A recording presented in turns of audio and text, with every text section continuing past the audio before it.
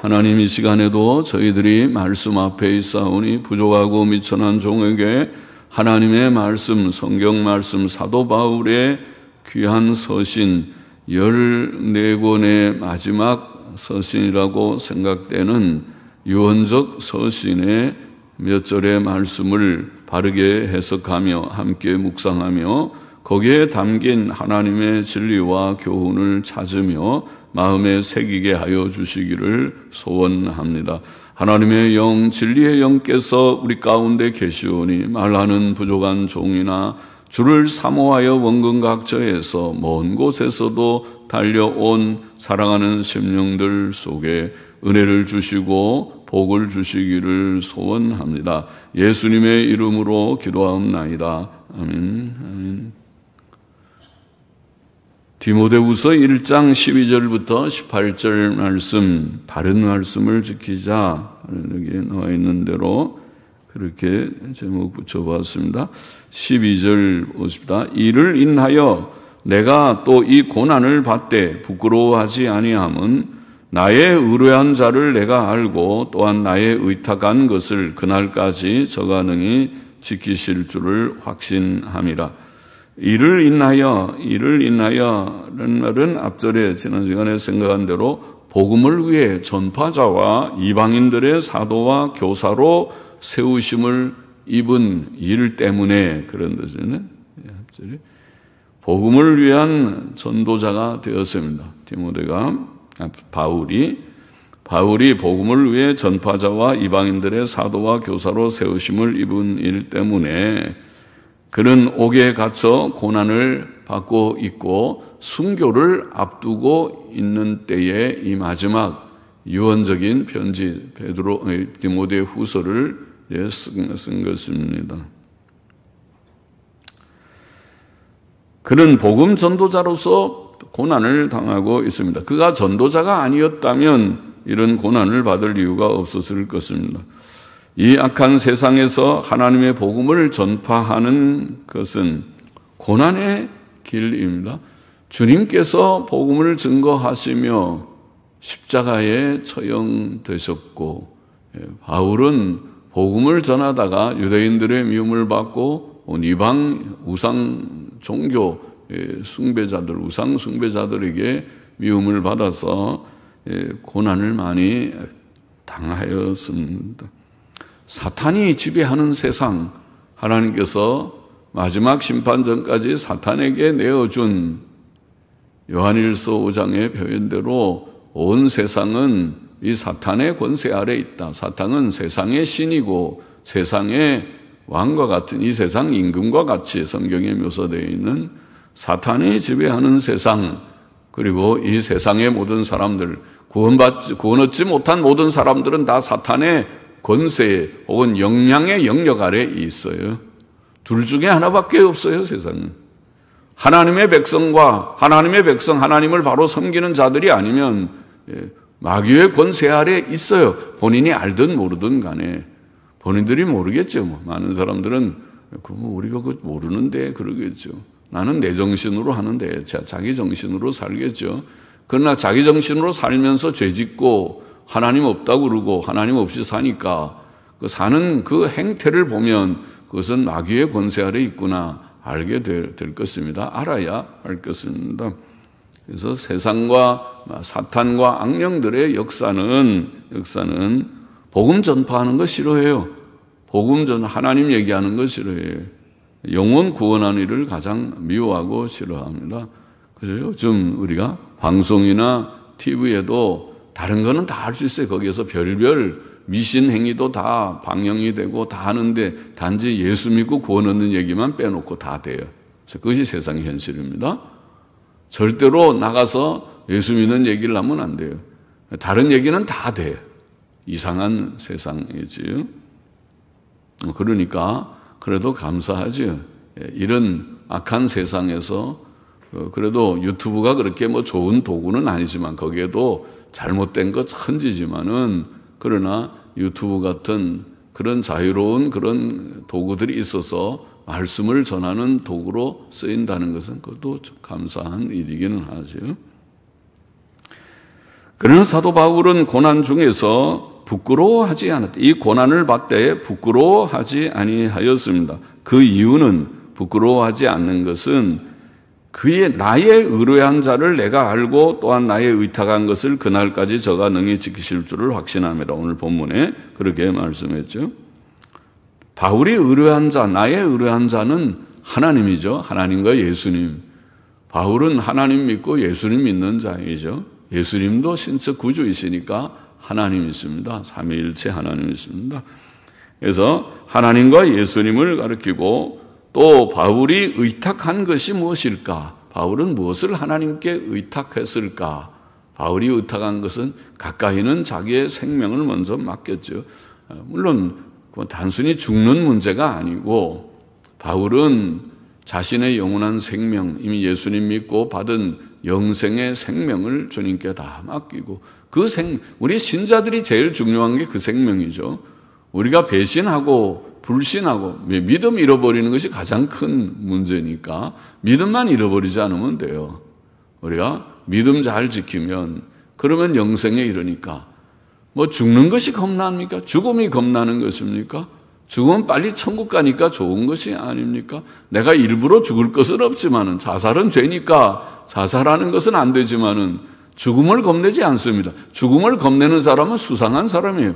예수님 바로 믿는지 좀 한번 점검해 볼 필요가 있는 사람일 거예요. 예수님 믿으면 구원 얻었다는 걸 아는 사람이, 천국 가는 걸 아는 사람이, 죽어도 곧 당장 천국 들어가는 것을 아는 사람이 죽음을 벌벌 겁내고 나는 안 죽을래. 이 세상이 그렇게 좋습니까? 천국보다 좋은 사람이니까 수상한 사람이죠. 깊이 생각해 보면 그렇습니다.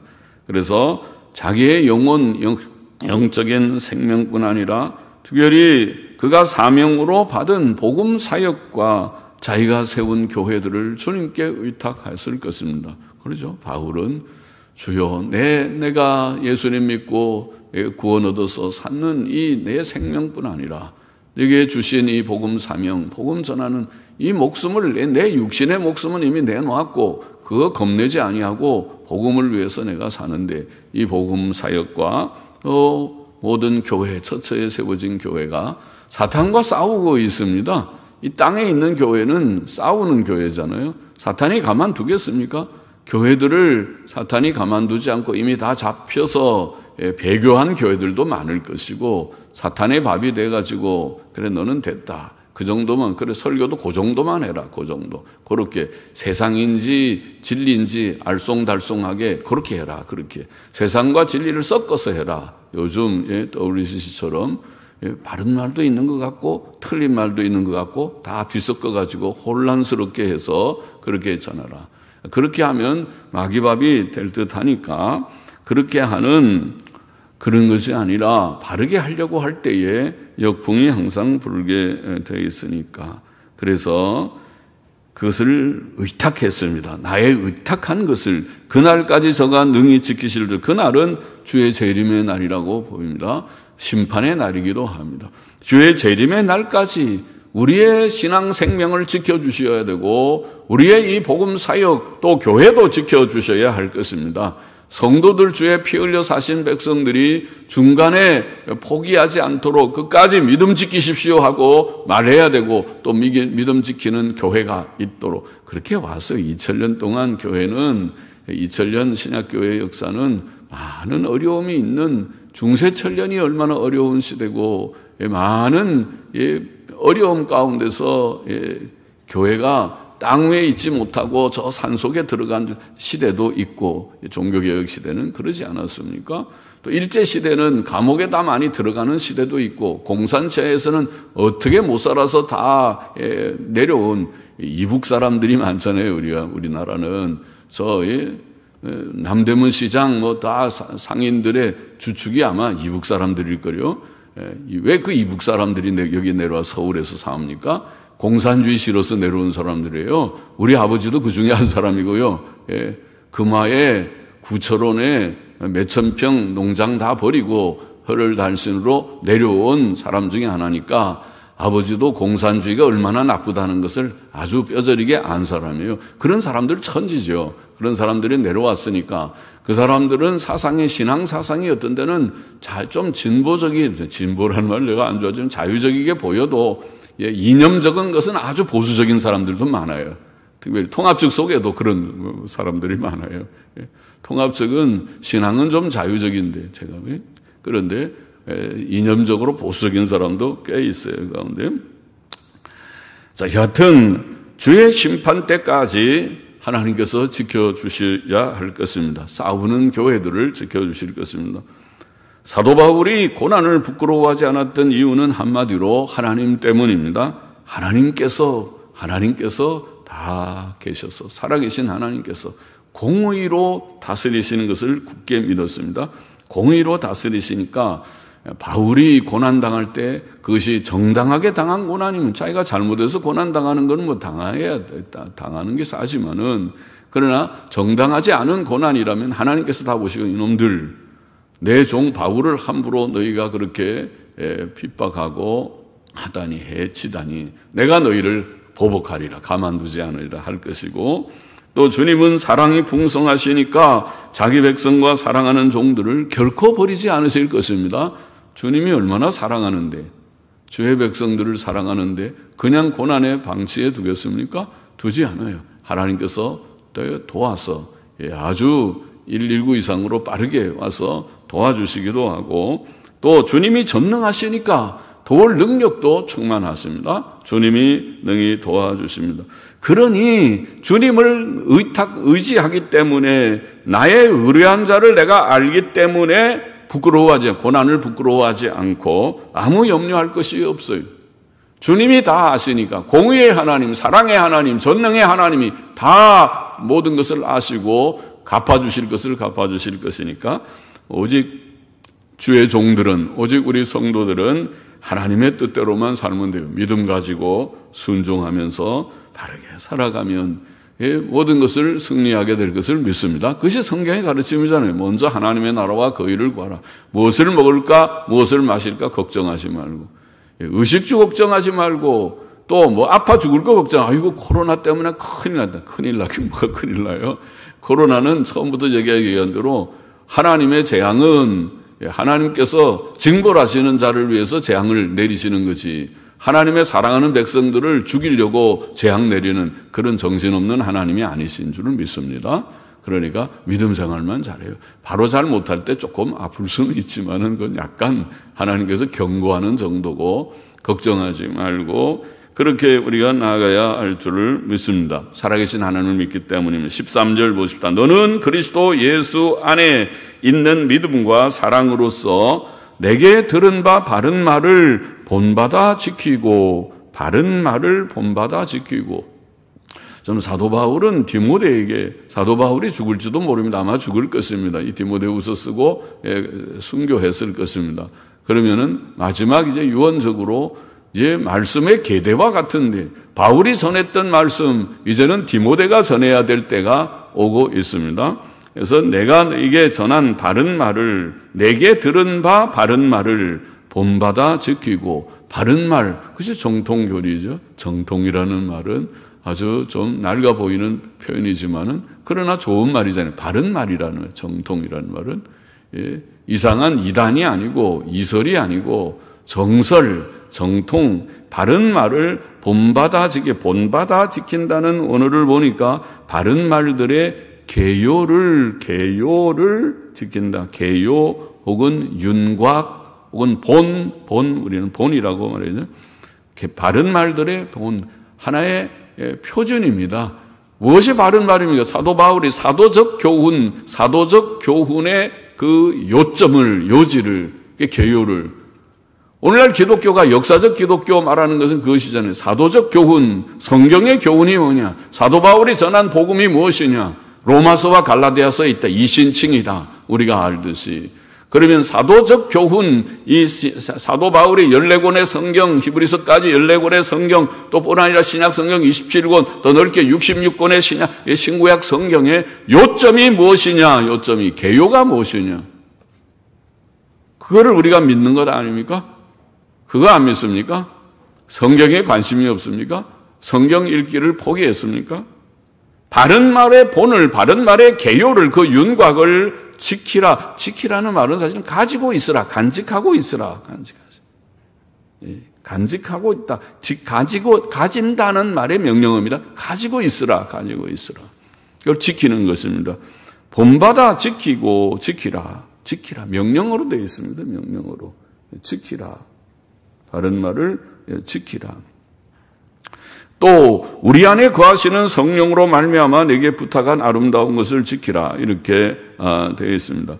그리스도 예수 안에 있는 믿음과 사랑으로서라는 말은 그리스도 예수께 대한 믿음, 예수님 믿는 믿음과 예수님 사랑하는 사랑으로서 바른 말씀들을 지키라. 그런 말입니다. 우리가 바른 말씀을 지키려고 할 때에 믿음 없으면 지키겠습니까? 주님 사랑하는 마음 없으면 지킬 수 있겠습니까? 바른 믿음, 바른 사랑을 가지고 바른 말씀을 잘 지켜야 이것을 계대할 수 있죠. 바울은 죽어도 또 말씀이 흔들리지 아니하고 말씀이 흐트러지지 않고 계속 유지되잖아요. 무엇이 기독교인지 그것이 없었으면, 이런 신실한 충성된 자들의 계승이 없었으면, 말씀의 계대가 없으면 기독교는 벌써 변질되어 버렸을 것입니다.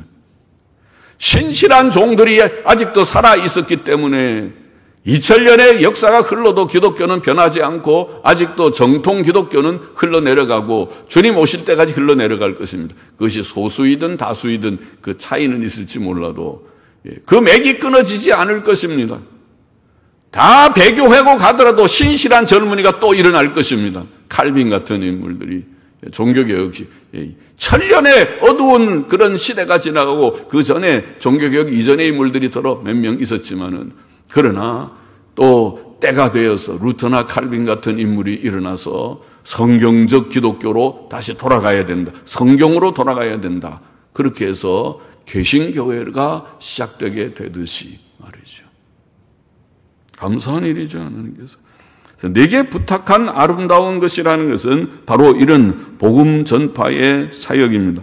전도의 직무, 그것은 아름다운 직무이지요. 그건 하나님의 말씀이니까 하나님께서 그것을 우리들에게 주어서 이 죄인들, 죄와 슬픔과 어두움이 가득한 세상에 빛을 비추어 줬으니까, 기쁨의 소식이니까, 평안의 소식이니까, 수고하고 무거운 짐진 자들에게 평안을 주는 소식이니까 아름다운 일이죠. 이 아름다운 직무를 잘 수행하도록 우리 안에 거하시는 성령으로 말미암아 네게 부탁한 아름다운 것, 곧 복음 전파의 직무를 성령으로 말미암아 잘 지키라, 잘 수행하라는 것이죠. 성령님이 이를 위하여 우리 가운데 오셨습니다. 성령께서 우리 가운데 오셨다는 것은 놀라운 특권이죠. 성령님은 하나님이신데, 하나님의 영이신데, 하나님은 영이시니까 하나님의 영은 곧 하나님이신데, 성령은 삼위일체 하나님이심을 우리가 바로 깨닫게 되는데, 그런데 우리 가운데 오신 성령님은 우리와 더불어 친밀한 교제를 나누시고, 하나님께서 우리와 친밀히 교제하시면서 도우셔서 예수님 믿고 구원 얻은 자들이 성화를 이루게, 조금씩 주의 형상을 이루게도 하시고, 복음 전파의 사명을 받은 디모데 같은 바울도 그렇고 디모데도 그렇고, 또 디모데의 제자들이 있다면 계속 복음의 말씀의 계대가 이루어지면 2000년까지 그 계승돼서 오늘 우리에게까지 왔고, 또 우리 대해서 끊어질 것입니까? 끊어질 것 같습니까? 어림도 없는 얘기입니다. 끊어지지 않습니다. 주님이 죽지 않으시면 끊어지지 않습니다.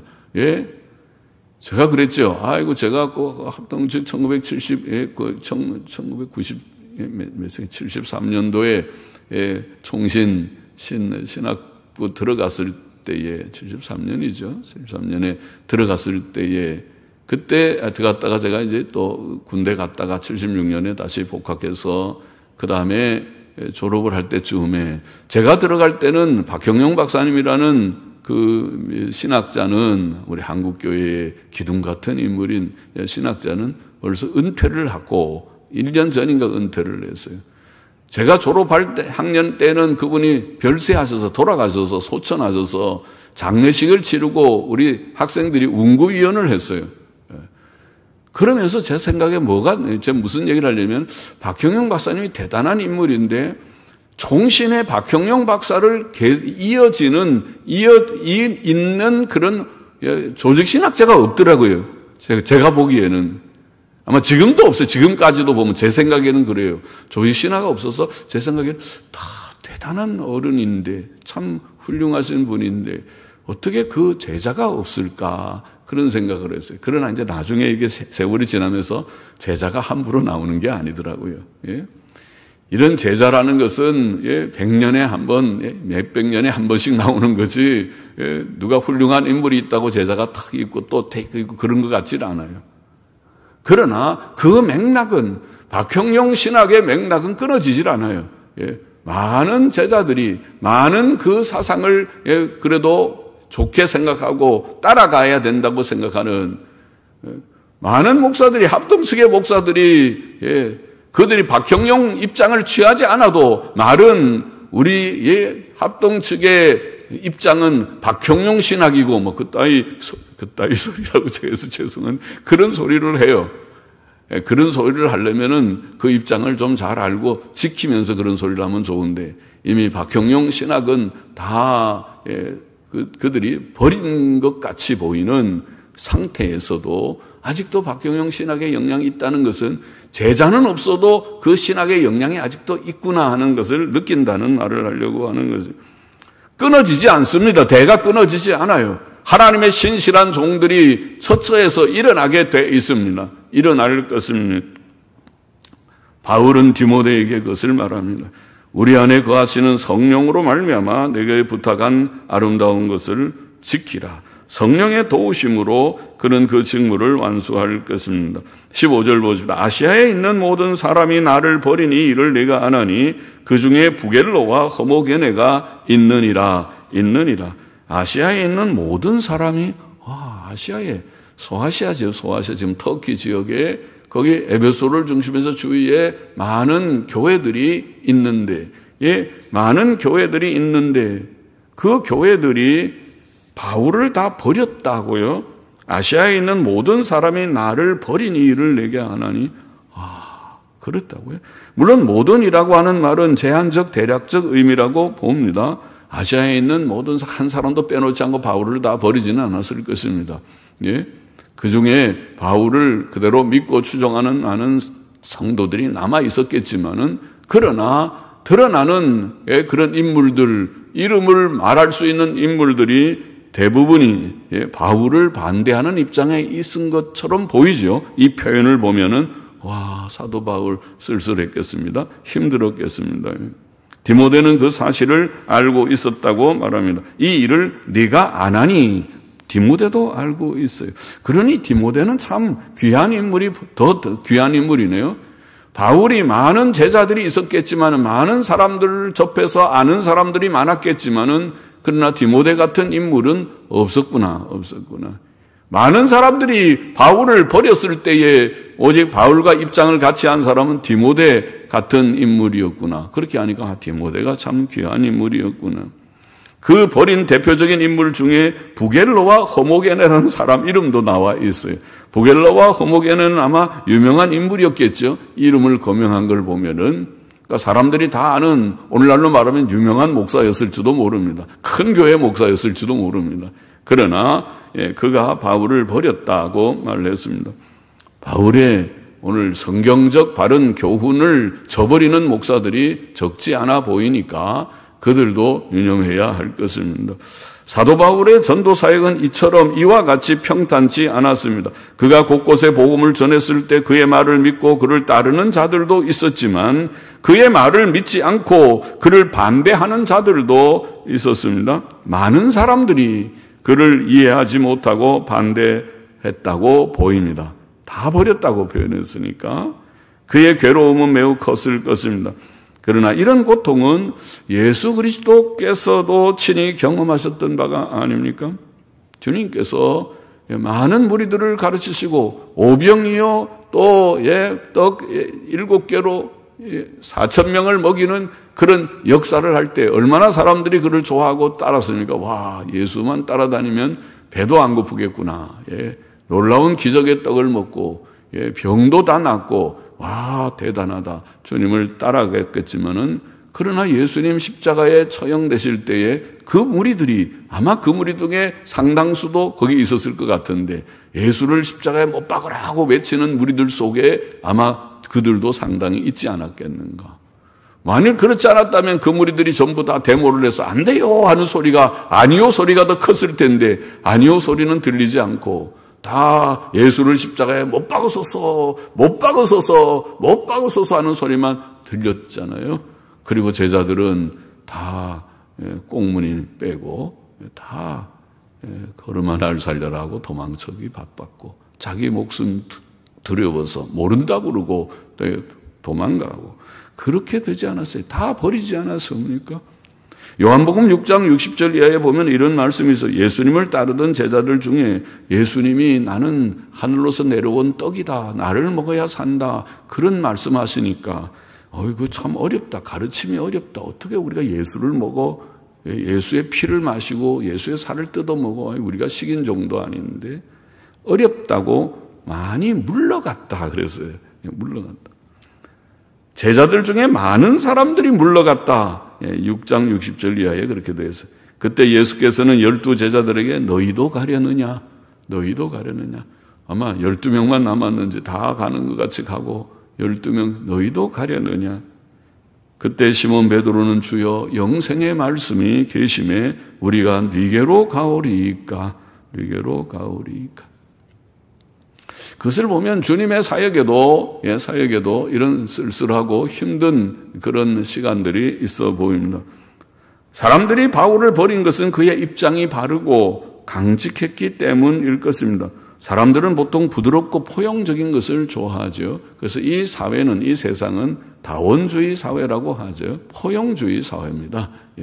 이것도 좋고 이거 아닌 것도 좋고 두루두루 다 좋고 이 의견도 좋고 저 의견도 좋고 그렇게 다 더불어 산다. 세상이 그런 세상인 건 사실입니다. 그래서 세상은 그렇게 가는 것을 좋아합니다. 요새 흔히 말하는 포스트 모더니즘이라는 것은 상대주의입니다. 절대주의를 싫어합니다. 이것이 진리요. 이것만이 진리요. 그렇게 말하면은 전부 다 규탄을 받을 것입니다. 저 사람은 극보수다. 극보수고 혼자 독선적이고 그런 욕을 먹을 것입니다. 이 다원주의 사회에서 그렇게 하는 것이란 기독교만 진리요. 그런 말도 하지 말랍니다. 기독교도 우리는 진리를 말하고 있고 타 종교는 타 종교의 구원의 진리가 있고 이렇게 말해야 저 사람은 아주 현대적인 멋있는 사람이에요. 그 사람들은 다 한자리 할 사람입니다. 이 사회에 한 사람을 할 사람이고 그렇지 않고 기독교만 만자가 붙으면은 저 사람은 독선이고 저는 극보수고 극단이고 저런 것들이 오늘 현대 사회에는 아주 암적인 존재고 그렇게 당장 반응이 나올 것입니다. 사람들은 하나님의 말씀을 다 믿고 온전히 따르기보다 적당하게 하기를 좋아합니다. 악한 자들과 정면으로 싸우기보다 적절히 타협하고 절충하기를 좋아합니다. 그러나 의와 불의, 진리와 비진리, 빛과 어두움 사이에는 타협과 절충이 있을 수 없다는 것이 바울의 사상이고 성경의 사상이고 오늘 우리들의 사상이어야 합니다. 만일 우리가 하나님께 순종하고 충성하지 않는다면 우리는 그를 노하시게 할 것입니다. 주님 자신이 그런 말씀 많이 했잖아요. 나는 길이요 진리요 생명이니 나로 말미암지 않고는 아버지께로 올 자가 없느니라. 너희가 나를 그인 줄 메시아인 줄 믿지 아니하면 너희 죄 가운데 죽을 것이라. 유대교인들에게 그렇게 말했어요. 구약교인들에게 예수를 하나님의 아들 메시아로 유일한 메시아로 믿지 않으면 죄 가운데 죽는다고 말했어요. 그것이 기독교입니다. 성경의 진리입니다. 성경은 거기에 대해서 조금의 타협이 없습니다. 그러므로 사람들이 우리를 지지하든지 반대하든지 간에 하나님의 참된 종들은 사람들의 비위를 맞추려 하지 말고 오직 하나님 앞에서 바른 지식을 가지고 바른 지식을 전하고 바른 지식대로 행동하며 살아가야 하는 것입니다. 옛날 에스라와 느헤미야 때에 많은 유대인들이 바벨론 포로 생활로부터 돌아온 후에도 하나님의 뜻을 거슬러 죄악된 현실과 적당히 타협하는 잘못을 범하고 있었습니다.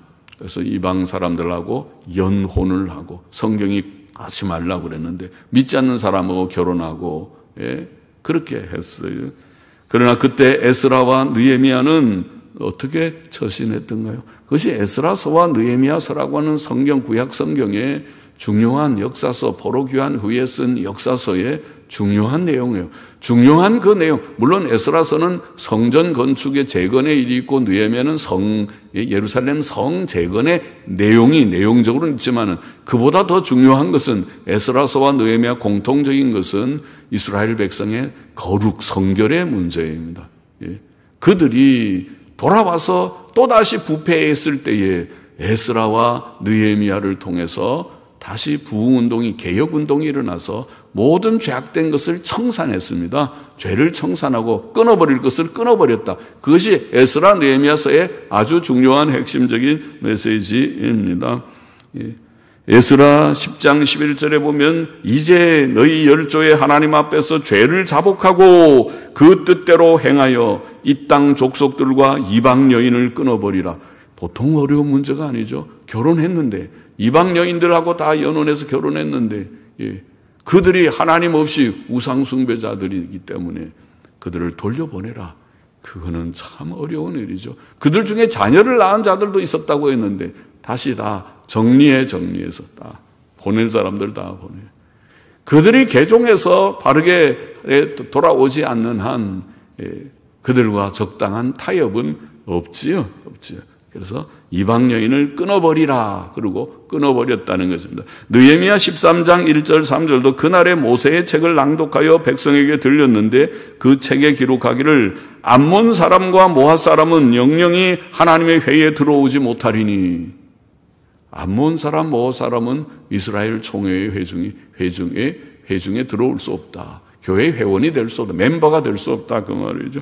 백성이 이 율법을 듣고 곧 섞인 무리를 이스라엘 가운데서 몰수히 불리케 하였느니라. 이렇게 기록되어 있습니다. 느헤미야 13장 3절 말씀에 몰수히 불리케. 보통 어려운 일이 아니잖아요. 비록 반대자들도 없지 않았지만은 반대하는 자들의 그 이름이 나와 있어요. 누가 반대했다. 그러나 많은 사람들이 하나님의 은혜로 교회의 개혁, 교회의 갱신이 이루어졌어요. 에스라, 느헤미야의 리더십, 그것이 진정한 리더십입니다. 지도자는 그것입니다. 지도자는 바른 것을 모든 사람이 혹은 반대가 좀 있어도 이것이 바른 길이다. 우리나라의 지도자는 자유민주주의와 시장경제 기본 틀, 이것이 헌법적 가치입니다. 이 헌법적 가치를 흔들어 놓으려고 하는 사람이 있다면 그 사람은 우리나라의 대통령 자격이 없습니다. 자유민주주의와 시장경제의 기본 틀, 그것이 1948년 재헌국회가 선포한 우리나라의 정체성입니다. 그리고 그것 때문에 이만큼 유지되고 발전해 왔습니다.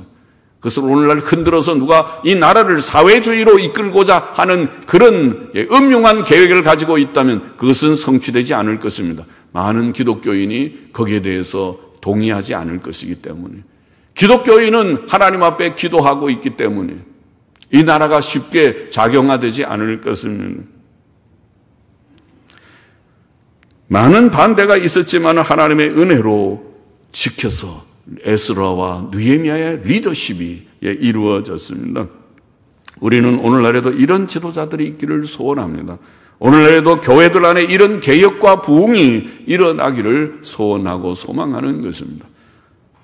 16절을 보십니다. 원컨대 주께서 오네시보로의 집에 긍휼을 베푸시옵소서. 저가 나를 자주 유쾌케 하고 나의 사슬에 매인 것을 부끄러워 아니하여 로마에 있을 때에 나를 부지런히 찾아 만났느니라.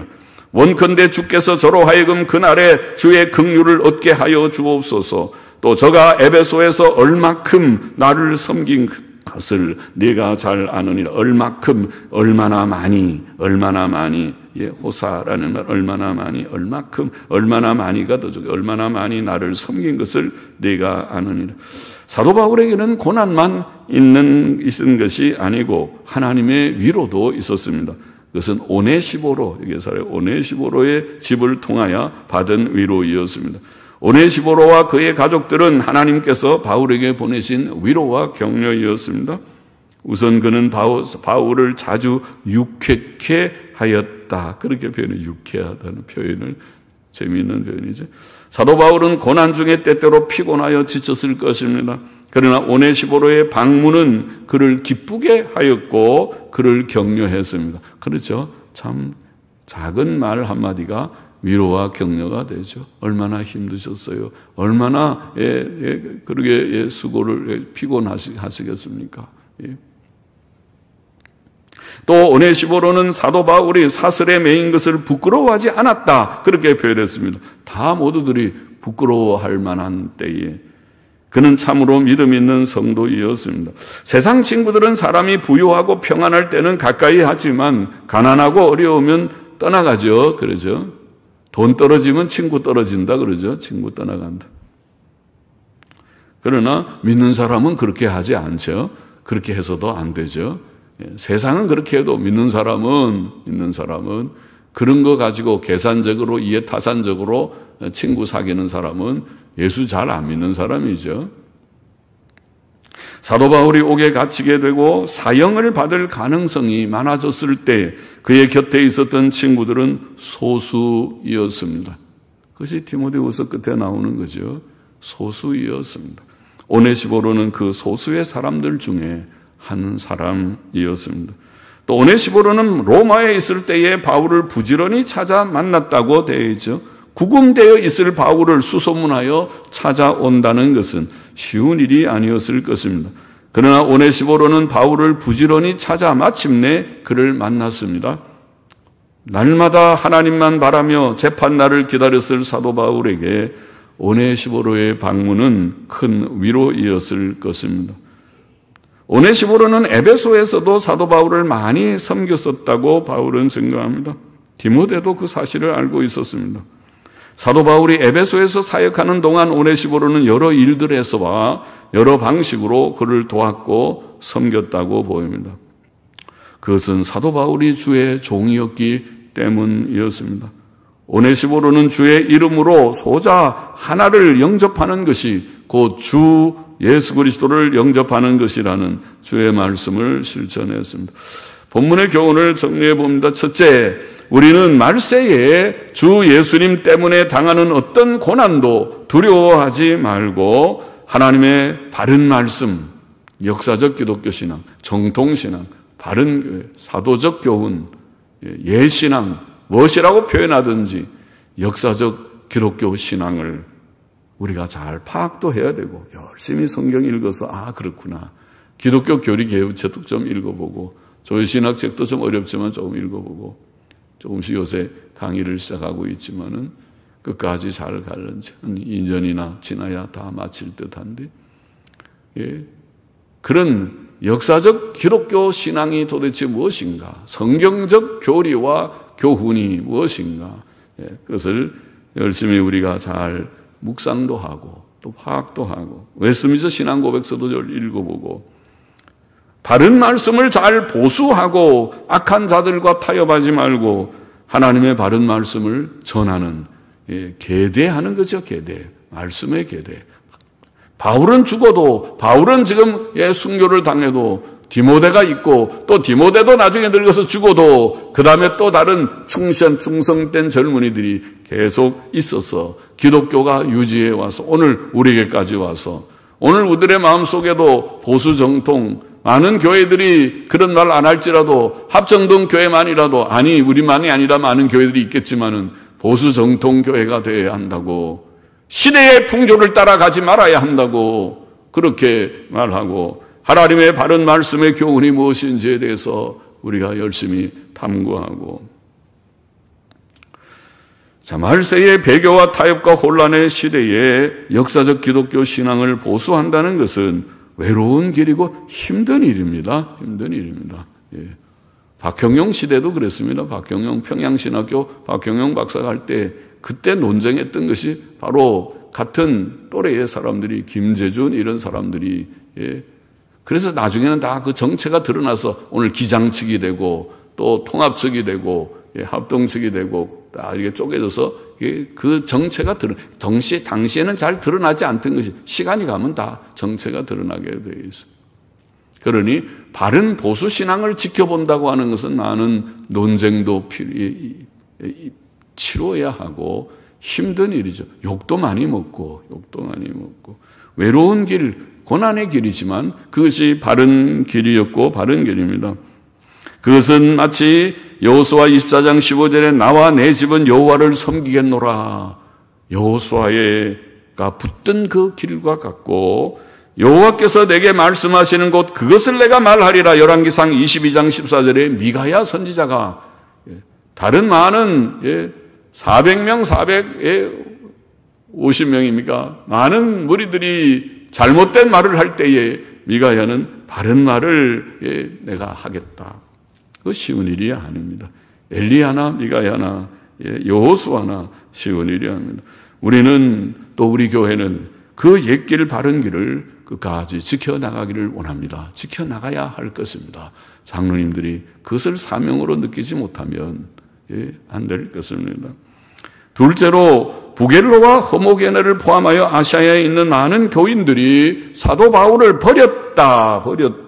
그런 말씀이 버렸다.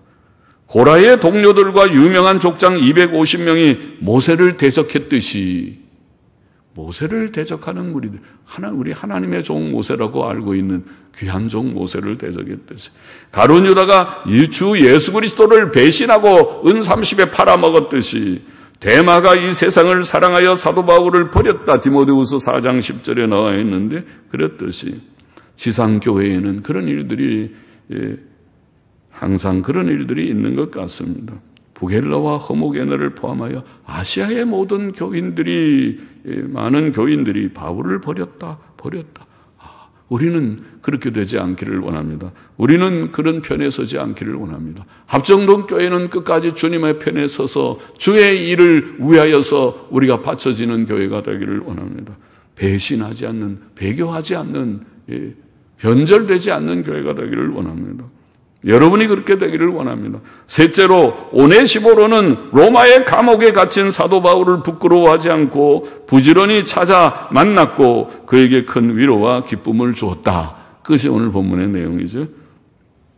주께서 내가 죽도록 충성하라. 서문학교의 목사에게. 그리하면 내가 생명의 면류관을 내게 주리라.